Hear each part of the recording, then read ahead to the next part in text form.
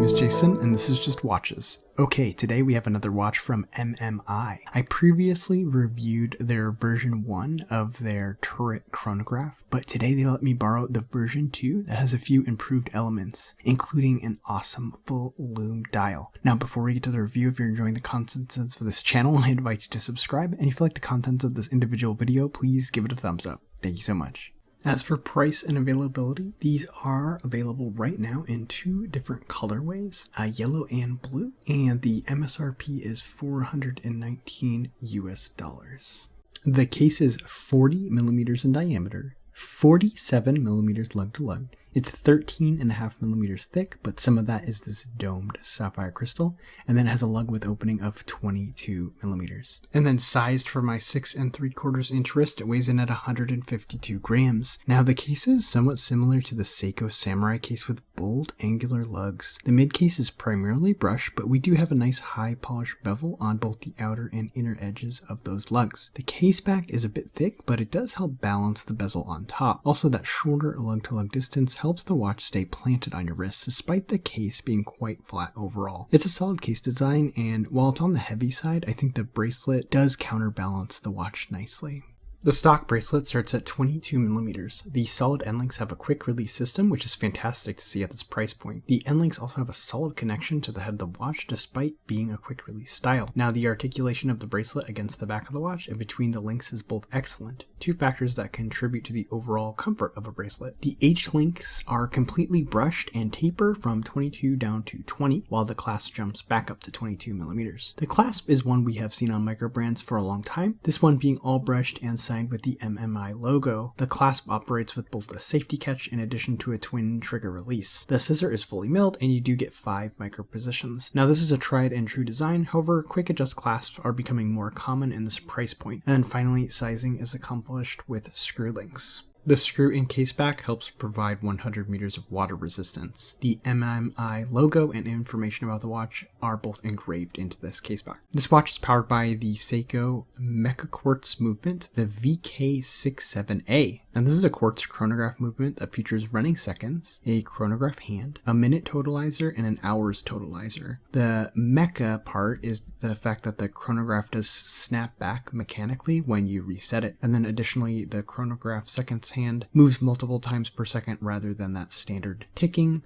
of a full quartz chronograph. Now, this movement is accurate to plus or minus 20 seconds per month. So the primary crown is 7 millimeters and does screw down. It's signed and then loomed with the MMI logo. Now, lume crowns are really fun and I love this detail. And then despite the aggressive crown guards, the larger size of the crown in combination with that beefy knurling makes the watch easy to operate via the crown. And then we have 2 screw down pushers for the operation of the chronograph. Now, they're fairly easy to unthread and rethread to allow usage of the chronograph. The sapphire crystal is double domed and there's a gentle rise above the bezel, about 0.5 millimeter. Then they used 10 layers of anti-reflective coating on the underside, which is going to help greatly reduce glare and reflections. The 120 click unidirectional bezel has nice knurling around the edge, however it's a bit thin, which can make it a little hard to grip. The action is very nice and consistent with very clicky action, and then the alignment on this one is perfect. The insert is ceramic and they went with a dive style insert here. Now, this does add quite a bit more functionality. I really love when a chronograph is paired with a dive style bezel. Now, the dial on this watch is called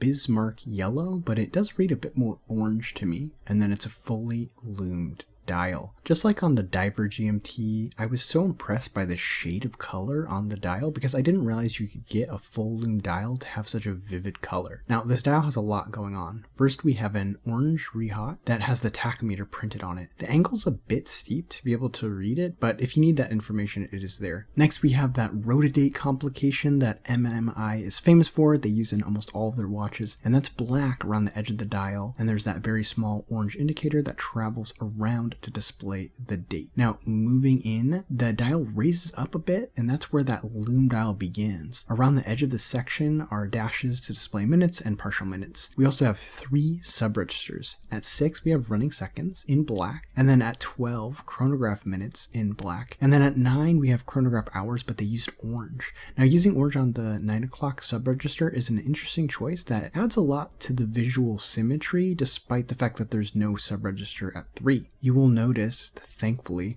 there is no 24-hour sub-register, which is one of the reasons I greatly prefer this movement to the other Seiko mecha quartz that has that 24-hour sub-register. I just don't find that complication useful at all, so it's much nicer to see that chronograph hours sub-register instead. And then at the remaining hour positions, we have applied indices that are edged in high polish and filled with lume. Finally, the MMI logo and the name of the watch are at 3 in black and red.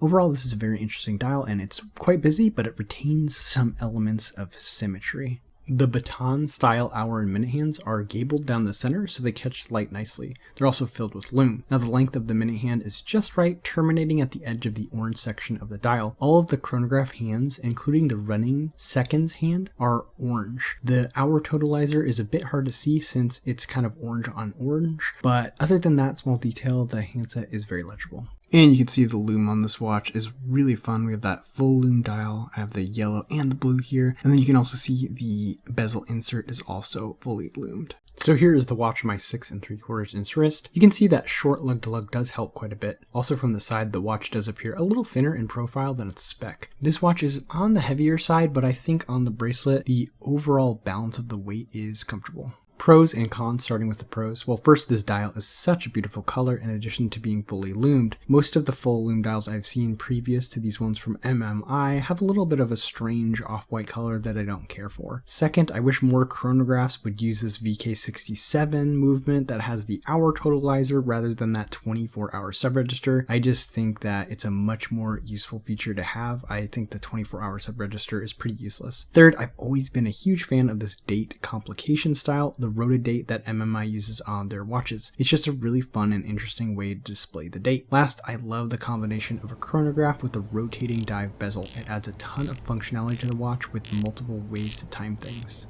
As for cons, well, they did kind of bury the tachometer on the Rehot, and the angle is quite steep. So if you use that information regularly, which I don't know anyone that really does, it's going to be a little bit difficult to read. Second, I think it would have been nice if they used maybe a black hand instead of the orange on orange for the hour totalizer. I think maybe that would have thrown off the symmetry we gain, but it would make that sub-register easier to read. And then last but not least, a lot of other brands are introducing quick adjust bracelets. The clasp at this price point, I'm thinking especially of Notice with their Note X. So I'd love to see MMI either partner with them to grab that style clasp or develop one of their own. As for comps, for a bit more you could get the Gavox Squadron. This is another quartz chronograph with a dive style bezel, but this one has a slightly different set of complications. For about the same price, there's the Tissot C-Star Chrono. It's a much bigger watch, but also has that nice chronograph plus dive bezel setup. And then for less, it isn't quite a dive bezel, but the Dan Henry 1963 is a chronograph with a 12-hour rotating bezel. So there you have it, the MMI Turret Marine Chronograph version 2. What do you think about this watch? Let me know in the comment section below. As always, if you're enjoying the contents of this channel, I invite you to subscribe. And if you like the contents of this individual video, please give it a thumbs up.